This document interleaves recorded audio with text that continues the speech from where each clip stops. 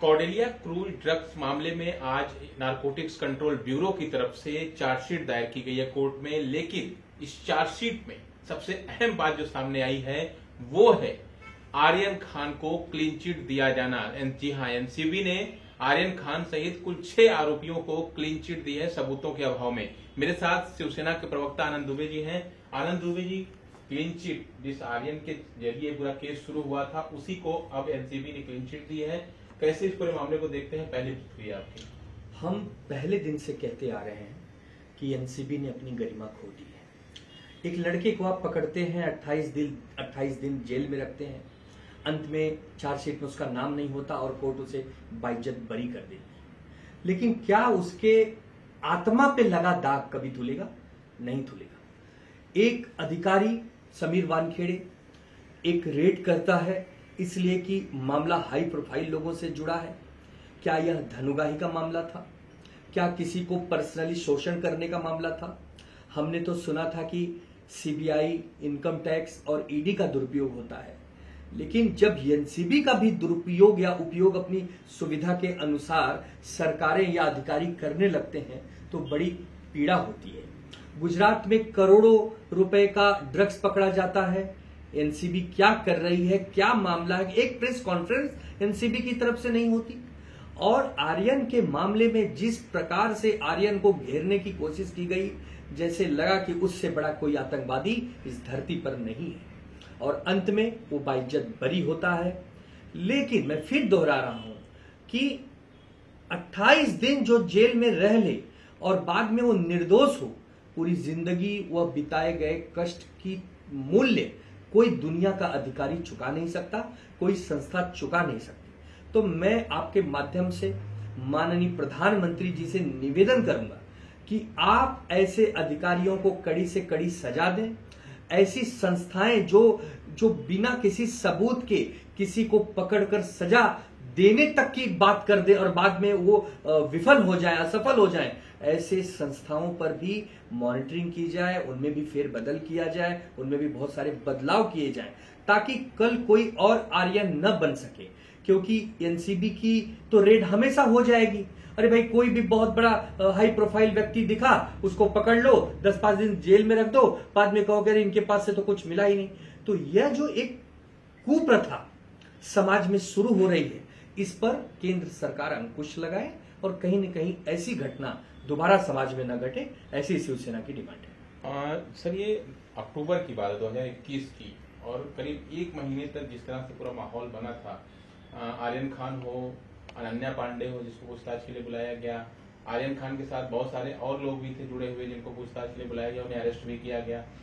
क्यों किया गया ऐसा? अगर जब सामने निकल के चीजें आती हैं, कोई सबूत ही नहीं है, तो फिर क्यों किया गया? देखिए, यह घटना 2 अक्टूबर की थी। आप सब जानते हैं, मीडिया ने इस मामले को उठाया तो सबके संज्ञान में आया।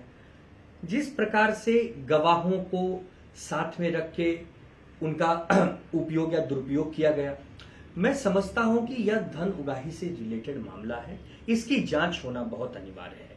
इस पर एक स्पेशल एसआईटी बैठकर इसकी जांच करे कि आर्यन को ही टारगेट क्यों किया गया। क्रूज पर करीब 600 लोग के करीब लोग थे, लेकिन जैसे ही एनसीबी को लगा कि इसमें आर्यन है, तो क्या ऐसा तो नहीं कि शाहरुख खान का बेटा है, पैसे वाला है, चलो किसी प्रकार की बार्गेनिंग की जाए, एक्सटॉर्शन किया जाए? क्या ऐसा कोई मामला तो नहीं है? हालांकि ये तो आर्यन ही ज्यादा अच्छे से बता पाएगा क्योंकि वह भुक्तभोगी है, वह घटना स्थल पर खुद था। लेकिन जो मैं प्राइमा फेसी समझ रहा हूं, जो प्राथमिक रूप से मैं समझ रहा हूं कि यह कुल मिला जुला कर एक षड्यंत्र था, एक बड़े व्यक्ति को फंसाना था। शायद, हो सकता है, मैं कंफर्म नहीं हूं, क्या कहीं धन उगाही से जुड़ा मामला तो नहीं था?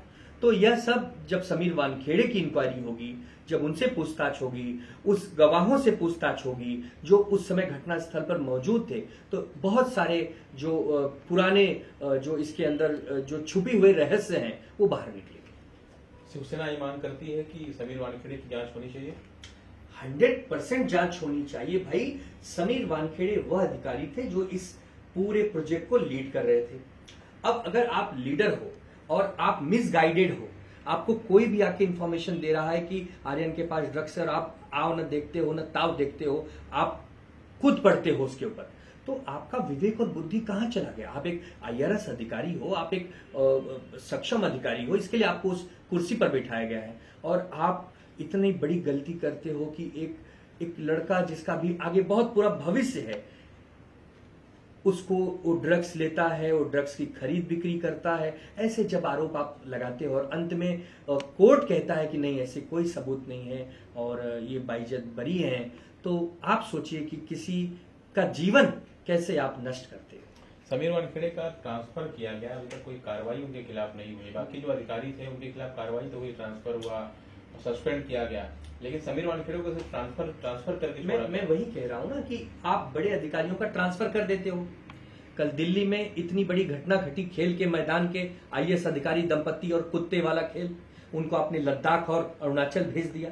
आप ट्रांसफर आप ऐसा कोई प्रावधान लाइए कि इनके ऊपर जांच हो, इन्हें सजा हो और ये जेल जाएं। इन्हें जेल की पीड़ा समझ में आए कि 28 दिन कोई व्यक्ति अगर निर्दोष होने के बावजूद जेल की वो पीड़ा सहता है, आपको भी सहना होगा। यदि आपने गलत किया है तो आप बच नहीं सकते। हमारे देश में डॉक्टर बाबा साहेब अम्बेडकर का कानून है जो सबको समान अधिकार देता है। विजिलेंस की टीम भी जांच कर रही इस पूरे मामले। आपने कहा कि लेन देन का मामला हुआ था, कोशिश हुई थी, डील हुई थी 25 करोड़ की। हालांकि विजिलेंस की टीम जो NCB की जांच कर रही है और उसके DG का बयान भी आया है कि जांच अंतिम चरण में है और जो भी दोषी होंगे उनके खिलाफ कार्रवाई होगी। आपको लगता है कि कार्रवाई होगी?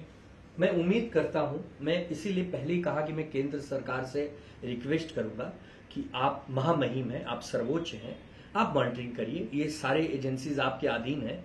आप देखिए कि ऐसी घटना इस देश में दोबारा ना हो। नहीं तो मैंने पहले ही कहा कि इसे CBI, ED, इनकम टैक्स का आज पूरी तरह से लोगों का भरोसा उठ चुका है। कोई किसी पर भी दबाव बनाता है। आप देख रहे हैं कि इस देश में जहां जहां गैर भाजपा सरकारें हैं, हर बड़े नेताओं का रेड चल रही है। कहीं CBI की चल रही है, कहीं ED की। तो ऐसा तो नहीं कि अब अगर जो CBI और ED के रडार में नहीं आ रहा, उसे एक नए रडार में फिट करने का काम किया जा रहा है, ऐसा तो नहीं। तो ये सब केंद्र सरकार को जांच करना ही पड़ेगा। दो अहम मांग शिवसेना की तरफ से, एक तो ये कि जितनी भी सेंट्रल एजेंसियां हैं उनकी मॉनिटरिंग की जानी चाहिए, और दूसरी सबसे अहम बात, समीर वानखेड़े की इंक्वायरी होनी चाहिए। समीर वानखेड़े की कहीं ना कहीं जांच होनी बहुत जरूरी है, शिवसेना की मांग है। क्योंकि इस पूरे मामले में सीधा शिवसेना का यह कहना है कि धन उगाही का मामला ये हो सकता है, इसलिए जांच होनी ही चाहिए, सिर्फ ट्रांसफर करके नहीं छोड़ देना चाहिए। कैमरा नादिर चतुर के साथ दिवाकर सिंह, न्यूज़ 18 इंडिया, मुंबई।